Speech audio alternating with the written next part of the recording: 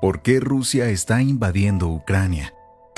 Ucrania está en una ubicación terrible para sus habitantes. Se encuentra entre Rusia y Europa. Ese es su mayor problema, porque es un hecho que existe un conflicto entre Rusia y Ucrania, pero no es reciente, sino que ya lleva un tiempo desarrollándose.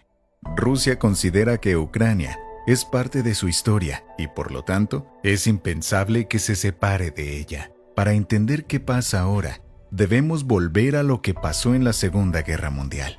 Al acabar la Segunda Guerra Mundial, se crearon nuevos territorios o países y además aparecieron dos alianzas, el Pacto de Varsovia y la OTAN, formada por Estados Unidos y los países europeos. Esta alianza se encargaría de proteger dichos países. Ucrania fue como una víctima de ello, ya que después hubo una confrontación entre los dos pactos, que es lo que hoy en día se entiende como Guerra Fría. Esta se alargó hasta la caída de la URSS. Una mujer llamada Julia tenía 20 años y nació en Ucrania, concretamente en Kiev. Ella explica que a la población siempre se le ha dicho que son como hermanos de los otros países que pertenecieron a la Unión Soviética, como Rusia o Bielorrusia, pero sobre todo con Rusia.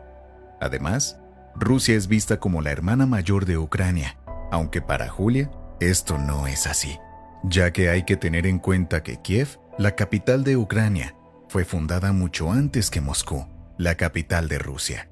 La Unión Soviética se disolvió en 1991, formando varios países. Uno de ellos es Ucrania, que se hizo socio de la OTAN. Y en el año 2014, todo cambió cuando las Fuerzas Armadas rusas asaltaron una base militar en Crimea. La razón de esto fue que algunas personas votaron para reintegrarse a Rusia. Muchos estaban hablando en ese momento de que Rusia quizá atacaría a Ucrania, pero las personas no saben o han olvidado que Rusia ya ha atacado a este país previamente. Murió mucha gente en la guerra que se desarrolló en el este de Ucrania en 2014. Aproximadamente un total de 14,000 personas perdieron su vida. Rusia intentó reclamar su victoria invadiendo a Ucrania en 2014 y conquistó la península de Crimea. En ella vivían musulmanes tártaros, lo cual facilitó a Rusia el poder invadir esta zona de Ucrania sin ningún problema. En Ucrania hay alrededor de 2 millones de musulmanes. La mayoría de ellos son tártaros, es decir, originarios de esa tierra. Desafortunadamente, tras este suceso, una parte se quedó en el este, otra parte emigró al centro, a Kiev o Kharkov, y otros al este de Ucrania. En este momento, Rusia se sintió más poderosa porque los demás países no hicieron nada. Debido a su ubicación, si la OTAN se apoderara de Ucrania, Rusia tendría serios problemas, porque si intentase atacar a Ucrania, la OTAN la apoyaría y eso detendría cualquier movimiento ruso. Putin concentró un gran ejército en la frontera y además le hizo una demanda a Estados Unidos, con una lista de exigencias. Una de ellas era que la OTAN deje de expandirse y para que esto fuera un hecho, pidió un documento que asegurase que esta organización no se acercará ni atacará al territorio ruso. Otra de las principales exigencias era que Ucrania no podría unirse a la OTAN. Por supuesto, Estados Unidos rechazó rotundamente estas exigencias, y esto es lo que amenazó la confianza entre Rusia y Estados Unidos. A pesar de que Kiev fue fundada antes que Moscú, Rusia siempre ha sentido que Ucrania se encuentra bajo su tutela. Mucha gente no maneja tanta información respecto al tema. Sin embargo, basta con ver películas rusas donde aparezca un ucraniano. En ellas se nota que estos últimos siempre son inferiores.